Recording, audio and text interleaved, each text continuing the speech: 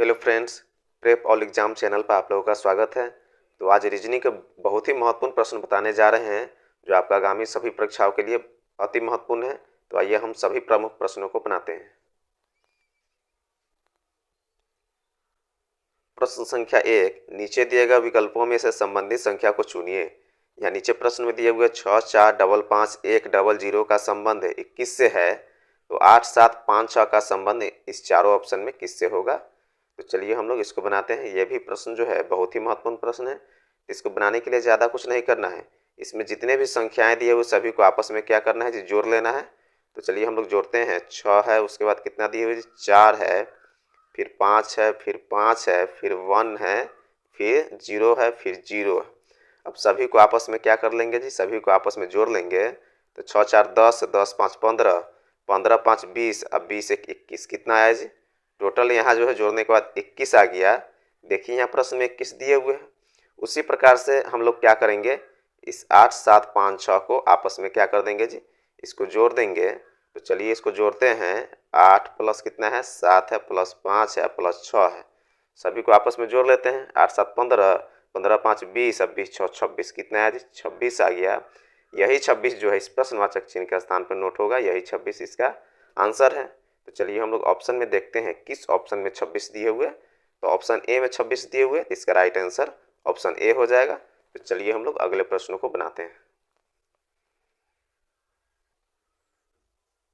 प्रश्न संख्या 2, नीचे दिए गए श्रृंखला को पूरा करें। यहाँ एक श्रृंखला दिया हुआ है, यहाँ अंत में प्रश्नवाचक चिन्ह दिए हुए हैं। इसी प्रश्नवाचक चिन्ह के स्थान पे आंसर ज्ञात करना है। तो चलिए हम लोग इसको बनाते हैं। इसको बनाने के लिए ज़्यादा कुछ नहीं करना है। यहाँ 110 दिए हुए और उसके बाद 112 दिए हुए हैं। 110 से 112 कितना बड़ा है जी, अगर इसमें हम लोग अगर 2 जोड़ दे रहे हैं, 110 में 2 जोड़ दे रहे हैं तो 112 हो जाएगा। फिर इस 112 से यहाँ 115 दिए हुए हैं। अब इस 112 में कितना जोड़ेंगे, कितना बड़ा है 115, तो अगर 3 जोड़ दे रहे हैं तो 112 और 3 कितना हो जाएगा जी, 115 हो जाएगा। फिर आगे देखिए 119 दिए हुए हैं। अब इस 115 में क्या करेंगे कि 119 आ जाएगा, इसमें हम लोग 4 जोड़ देंगे तो 115 4 कितना हो जाएगा जी, 119 हो जाएगा। फिर 119 के बाद जो है यहाँ 124 दिए हुए हैं। तो यहाँ हम लोग क्या कर देंगे, इस 119 में 5 अगर जोड़ दे रहे हैं तो कितना हो जाएगा जी, 124 हो जाएगा। अब हम लोगों को इस प्रश्नवाचक चिन्ह के स्थान पे आंसर लाने के लिए कितना जोड़ना होगा। तो पहले देखिए कितना हम लोगों ने जोड़ा। पहले 2 जोड़े, फिर 3 जोड़े, फिर 4 जोड़े, फिर यहाँ 5 जोड़े। तो अब यहाँ कितना जोड़ना होगा जी, यहाँ जो है 6 जोड़ना होगा, क्योंकि संख्या जो है क्रमशः आगे की ओर बढ़ रहा है। तो हम लोग क्या करेंगे, इस 6 को इस 124 में जोड़ देंगे। 124 में जब हम लोग 6 जोड़ते हैं तो कितना आ जाएगा, 130 आ जाएगा। मतलब इस प्रश्नवाचक चिन्ह का स्थान पर 130 आएगा। यही 130 जो है इसका आंसर है। तो चलिए हम लोग ऑप्शन में देखते हैं किस ऑप्शन में 130 दिए हुए। तो ऑप्शन ए में 120 है, ऑप्शन बी में 130 है, तो इसका राइट आंसर ऑप्शन बी हो जाएगा। तो चलिए हम लोग अगले प्रश्नों को बनाते हैं। प्रश्न संख्या 3, यदि प्लस का अर्थ मल्टीप्लाई है, माइनस का अर्थ डिवाइड है, डिवाइड का अर्थ प्लस है और मल्टीप्लाई का अर्थ माइनस है, तो इस समीकरण का मान ज्ञात करें। तो चलिए इसको हम लोग बनाते हैं। ये भी प्रश्न जो है बहुत ही महत्वपूर्ण प्रश्न है, क्योंकि इस प्रकार के प्रश्न परीक्षाओं में बार बार पूछे जाते हैं। तो चलिए हम लोग इसको बनाते हैं। प्रश्न में कह रहा है कि प्लस का अर्थ मल्टीप्लाई है, जहाँ समीकरण में प्लस दिया हुआ रहेगा वहाँ हम लोग मल्टीप्लाई के रूप में बदल देंगे। तो चलिए यहाँ हम लोग क्या कर देंगे, प्लस दिए हुए थे यहाँ मल्टीप्लाई के रूप में बदल दिए। अब आगे प्रश्न में देखिए माइनस का अर्थ डिवाइड है, जहाँ माइनस दिया हुआ रहेगा वहाँ हम लोग क्या कर देंगे, डिवाइड के रूप में बदल देंगे। तो माइनस यहाँ दिए हुए थे, यहाँ क्या कर देंगे, हम लोग इसको डिवाइड के रूप में बदल देंगे। अब आगे देखिए प्रश्न में क्या कह रहा है, डिवाइड का अर्थ प्लस है, जहाँ डिवाइड दिया हुआ रहेगा वहाँ क्या कर देना है, प्लस के रूप में बदल देना है। तो देखिए कहाँ डिवाइड दिए हुए, यहाँ डिवाइड दिए हुए थे, यहाँ हम लोग प्लस के रूप में बदल दिए। अब आगे प्रश्न में क्या दिए हुए, मल्टीप्लाई का अर्थ माइनस है, जहाँ मल्टीप्लाई दिया रहेगा वहाँ क्या करना है, माइनस के रूप में बदल देना है। तो यहाँ मल्टीप्लाई है तो यहाँ माइनस के रूप में हम लोग क्या कर दिए जी, बदल दिए। अब यहाँ नया समीकरण हम लोग लिख देते हैं। 20 प्लस कितना हो जाएगा जी, 20 प्लस 40 डिवाइड हो जाएगा 4 माइनस 5 और गुने हो जाएगा 6। अब इसी को क्या करना है, हल करना है। तो इसको बनाने के लिए बोर्ड मास के नियम पर बनाना होता है, BODMAS, इसी नियम पर इस प्रश्न को हल करेंगे। इस प्रश्न में देख रहे हैं कि कहीं भी ब्रैकेट और ऑफ का सिंबल नहीं दिए हुए, तो इस दोनों का हम लोग काम नहीं करेंगे। हम लोग डिवाइड से इसका काम करेंगे। तो चलिए हम लोग इसको क्या करते हैं, बनाते हैं। यहाँ 20 प्लस कितना हो जाएगा जी, 10 चौके 40 हो जाएगा, 10 हो जाएगा, -5 और गुने 6 हो जाएगा। अब डिवाइड का हम लोग काम कर दिए तो मल्टीप्लाई का काम करते हैं। यहाँ क्या हो जाएगा जी, 20 प्लस हो जाएगा 10 और -5 6 30 हो जाएगा। यहाँ 30 हम लोग लिख देते हैं। अब कितना हो जाएगा जी, यहाँ जो है एडिशन का काम होगा तब कितना हो जाएगा जी, 20 और 10 30 हो जाएगा, -30। 30 में से 30 माइनस कर देंगे तो कितना होगा जी, 30 में से 30 माइनस कर देंगे तो 0 हो जाएगा। यही 0 जो है इसका राइट आंसर हो जाएगा। तो चलिए हम लोग ऑप्शन में देखते हैं किस ऑप्शन में 0 दिए हुए हैं। तो ऑप्शन ए में 0 दिए हुए हैं तो इसका राइट आंसर ऑप्शन ए हो जाएगा। तो चलिए हम लोग अगले प्रश्नों को बनाते हैं। प्रश्न संख्या 4, दिए गए विकल्पों में से विषम संख्या चुनिए। यहाँ 4 ऑप्शन दिया हुआ है। इसी चारों ऑप्शन में देखना है कि कौन ऐसा ऑप्शन है जो सबसे अलग है। जो सबसे अलग होगा वही इसका राइट आंसर हो जाएगा। तो चलिए इसको बनाते हैं। ऑप्शन ए में देखते हैं पहले कि संख्या क्या क्या दिए हुए हैं। यहाँ 45 दिए हुए हैं, उसके बाद 15 दिए हुए हैं। इस दोनों को किस रूप में हम लोग तोड़ सकते हैं जी, 15 गुने अगर 3 कर दे रहे हैं तो 15 तिया कितना हो जाएगा जी, 15 तिया 45 हो जाएगा। फिर ऑप्शन बी में देखिए यहाँ 60 दिए हुए और 20 दिए हुए। इसको भी हम लोग उसी रूप में बनाते हैं। 20 गुने अगर 3 कर दे रहे हैं तो 20 तिया 60 हो जाएगा। देखिए यहाँ 60 दिए हुए हैं। अब ऑप्शन सी में देखिए यहाँ 30 दिए हुए और 10 दिए हुए। अगर 10 में हम लोग 3 से मल्टीप्लाई कर दे रहे हैं तो 10 तिया 30 आ जा रहा है। अब ऑप्शन डी में देखिए कि यहाँ 58 दिए हुए हैं और यहाँ 19 दिए हुए। 19 में अगर हम लोग 3 से मल्टीप्लाई कर दे रहे हैं तो 19 तिया कितना हो जाएगा जी, 57 हो जाएगा। लेकिन यहाँ तो प्रश्न में 58 दिए हुए हैं। 19 तिया 58 होगा जी, 19 तिया 58 नहीं हो सकता है। तो यही सबसे अलग है। तो ऑप्शन डी क्या हो जाएगा जी, इसका राइट आंसर हो जाएगा। तो चलिए हम लोग अगले प्रश्नों को बनाते हैं। प्रश्न संख्या 5, गीता 8 किलोमीटर दक्षिण की ओर जाती है, फिर वह दाएं मुड़कर 4 किलोमीटर चलती है, फिर दाएं मुड़कर 8 किलोमीटर चलती है। अब वह प्रारंभिक स्थान से कितनी दूरी पर है। तो चलिए इसको हम लोग बनाते हैं। इसको बनाने से पहले दिशाओं का ज्ञात होना जरूरी है। तो पहले हम लोग डायरेक्शन यहाँ बना लेते हैं। ऊपर उत्तर हो जाएगा, नीचे दक्षिण हो जाता है और दाहिने तरफ पूर्व हो जाता है और बाएं तरफ पश्चिम हो जाता है। अब इसी दिशा की मदद से इस प्रश्न को हम लोग बनाएंगे। प्रश्न में कह रहा है कि गीता 8 किलोमीटर दक्षिण की ओर जाती है। मान लीजिए कि यहाँ गीता है, यहाँ से 8 किलोमीटर दक्षिण की तरफ चली, फिर वह दाएं मुड़कर 4 किलोमीटर चलती है। यहाँ से दाएं मुड़ करके वो 4 किलोमीटर चलती है, फिर दाएं मुड़कर 8 किलोमीटर चलती है। यहाँ से फिर दाहिना मुड़ गई और 8 किलोमीटर चलती है। अब प्रश्न में आगे देखिए क्या कर रहा है, अब वह प्रारंभिक स्थान से कितनी दूरी पर है। मतलब पहले जो है यहाँ से चलना शुरू की, आ गई यहाँ, मतलब यहाँ से यहाँ तक की दूरी, इस बीच की दूरी जो है हम लोगों को ज्ञात करना है। तो नीचे जो है 4 किलोमीटर है तो ये भी बराबर हो जाएगा, मतलब ऊपर भी 4 किलोमीटर हो जाएगा। वो जो है प्रारंभिक स्थान से 4 किलोमीटर दूरी पर है। तो इसका आंसर 4 किलोमीटर हो जाएगा। तो किस ऑप्शन में 4 दिए हुए हैं, देखिए ऑप्शन ए में 7 है, ऑप्शन बी में 8 है, ऑप्शन सी में 4 है। तो इसका राइट आंसर ऑप्शन सी हो जाएगा। तो चलिए हम लोग अगले प्रश्नों को बनाते हैं। प्रश्न संख्या 6, यदि इंडिया को 6436 लिखा जाता है तो उस कूट भाषा में AIDNI को कैसे लिखा जाएगा। तो चलिए इसको बनाते हैं। इसको बनाने के लिए ज़्यादा कुछ नहीं करना है, अंग्रेजी के अल्फ़ाबेट के अनुसार नंबरिंग नहीं करना है। यहाँ इंडिया के लिए यहाँ कोड दिए हुए हैं तो इस इंडिया के सामने क्या करेंगे, सभी कोड को लिख देंगे। तो पहले 6 दिए हुए तो आई के सामने 6 लिख देते हैं, उसके बाद 4 दिए हुए हैं तो एन के सामने यहाँ 4 लिख देते हैं, फिर 3 दिए हुए तो डी के सामने 3 लिख देते हैं, फिर आई दिए हुए तो आई के सामने 6 लिख देते हैं, और फिर 0 दिए हुए तो ए के सामने 0 लिख देते हैं। अब इसी इंडिया के कोड से हम लोग AIDNI का कोड निकाल देंगे। तो चलिए इसको हम लोग बनाते हैं। ए का कोड इंडिया में कितना दिए हुए, ए का 0 दिए हुए है, फिर आई का कितना दिए हुए, आई का 6 दिए हुए है, फिर डी का देखिए इंडिया में कोड कितना दिए हुए है, तो डी का 3 दिए हुए है, फिर एन का कोड कितना दिए हुए, एन का 4 दिए हुए है, और फिर आई का 6 दिए हुए है। तो यहाँ जो है 06346 आया, यही 06346 जिस ऑप्शन में होगा वही ऑप्शन इसका राइट आंसर हो जाएगा। तो ऑप्शन ए में 06346 दिए हुए हैं, इसका राइट आंसर ऑप्शन ए हो जाएगा। तो चलिए हम लोग अगले प्रश्नों को बनाते हैं। प्रश्न संख्या 7, दिए गए प्रश्न का सही व्यनार्थ बताएं।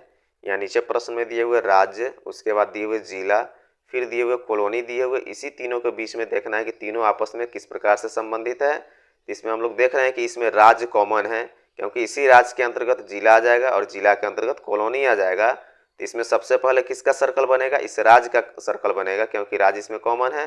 तो राज्य का हम लोग सर्कल बना लिए। इसी राज्य के अंतर्गत क्या हो जाएगा जी, जिला आ जाएगा। तो राज्य के अंतर्गत हम लोग जिला का सर्कल बना लेंगे। अब जिला के अंतर्गत कौन आ जाएगा जी, जिला के अंतर्गत कॉलोनी आ जाएगा। तो इस जिला के अंदर कॉलोनी का सर्कल बना लेंगे। यहाँ इस प्रकार का वेन आरेख बन रहा है। तो चलिए हम लोग ऑप्शन में देखते हैं किस ऑप्शन में इस प्रकार का वेन आरेख दिख रहा है। तो ऑप्शन ए में इस प्रकार का वेन आरेख दिख रहा है। तो इसका राइट आंसर ऑप्शन ए हो जाएगा। तो चलिए हम लोग अगले प्रश्नों को बनाते हैं। प्रश्न संख्या 8, दिए गए विकल्पों में से लुप्त संख्या ज्ञात कीजिए। यहाँ प्रश्न में क्या करा है, लुप्त संख्या ज्ञात करना है, मिसिंग नंबर ज्ञात करना है। मिसिंग नंबर कहाँ पे है, इस प्रश्नवाचक चिन्ह के स्थान पर मिसिंग नंबर है, यहीं पे आंसर ज्ञात करना है। तो चलिए हम लोग इसको बनाते हैं। इसमें देखेंगे कि बड़ी संख्या कहाँ कहाँ दिए हुए हैं। सबसे नीचे यहाँ 62 बड़ी संख्या है, फिर 112 बड़ी संख्या है। तो बड़ी संख्या जिधर की तरफ होती है उधर की तरफ हम लोग क्या करेंगे, इसको बनाएंगे। मतलब ऊपर से हम लोग नीचे की तरफ इसको बनाएंगे। इसका मतलब है कि इस 15 को और 16 को कुछ करके यहाँ 62 लाना होगा। तो चलिए इसको बनाते हैं। यह भी प्रश्न जो है बहुत ही महत्वपूर्ण प्रश्न है, क्योंकि इस प्रकार के प्रश्न हमेशा बार बार परीक्षाओं में पूछे जाते हैं। तो इस 15 और 16 को क्या करेंगे कि 62 आ जाएगा। तो 15 और 16 को आपस में जोड़ देते हैं। क्या करते हैं जी, 15 और 16 को जब हम लोग आपस में जोड़ देंगे तो कितना होता है, दोनों को जोड़ने के बाद 31 आता है। लेकिन यहाँ तो 62 दिए हुए हैं। तो इस 31 में क्या कर देंगे, 2 से मल्टीप्लाई कर देंगे। तो 31 दूनी कितना हो जाएगा जी, 31 दूनी 62 हो जाएगा। अब यहाँ 62 आ गया। उसी प्रकार से हम लोग क्या करेंगे जी, इस 30 और 26 को आपस में जोड़ देंगे। 30 और 26 को चलिए हम लोग इसको जो है यहाँ जोड़ देते हैं। 30 और 26 को आपस में जोड़ते हैं तो कितना होगा जी, 56 हो जाता है। अब इसमें कितना से मल्टीप्लाई कर देंगे, 2 से मल्टीप्लाई कर देंगे। तो 56 दूनी कितना होगा, 56 दूनी 112 हो जाता है। देखिए यहाँ प्रश्न में 112 दिए हुए हैं। उसी प्रकार से हम लोग क्या करेंगे जी, इस 33 को और 19 को एक साथ जोड़ देंगे। तो 33 और 19 जोड़ने के बाद कितना हो जाएगा जी, 33 और 19 जोड़ने के बाद 52 होता है।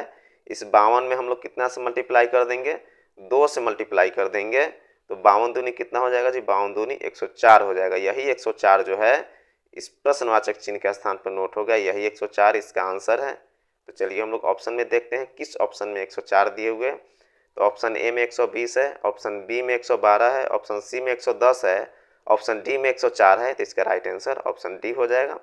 इस प्रश्न में ज़्यादा कुछ नहीं किए हुए। क्या किए हुए जी, इस 15 और 16 को आपस में जोड़ दिया। तो 15 और 16 31 हो जाता है।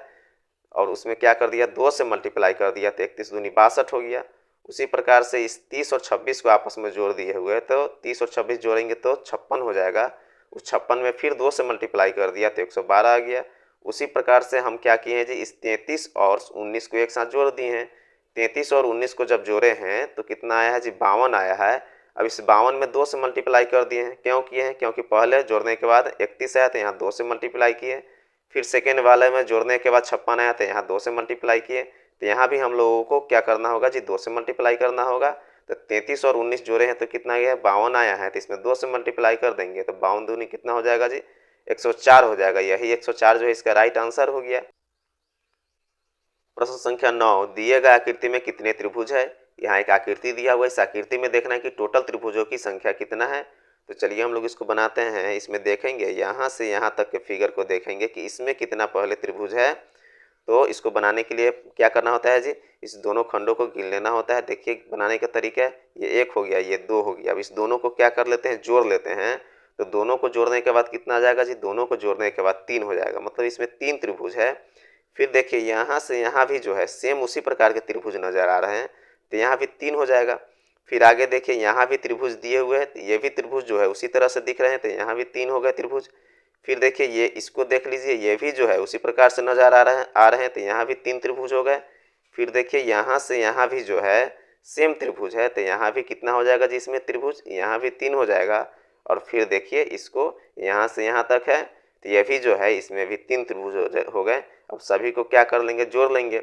ये 3 फिर 3 6 हो जाएगा, और 3 9 हो जाएगा, 9 3 12 हो जाएगा, 12 3 कितना हो जाएगा जी, 12 3 15 हो जाएगा, 15 3 18 हो जाएगा।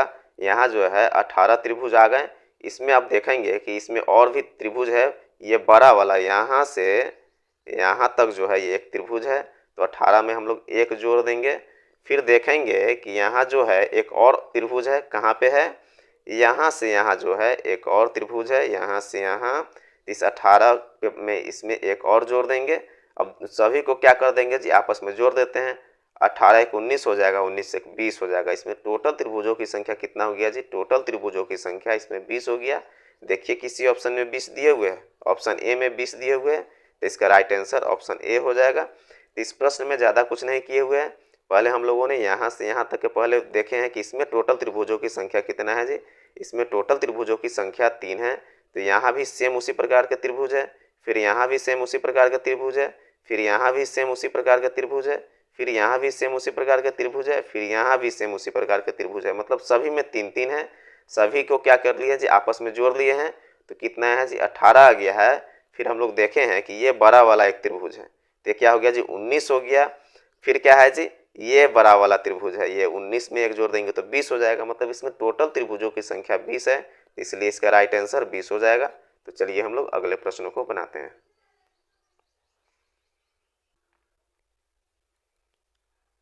प्रश्न संख्या 10, अगर एम जेड की बहन है और जेड पी की पत्नी है, पी ए का बेटा है, तो जेड का ए से क्या संबंध है।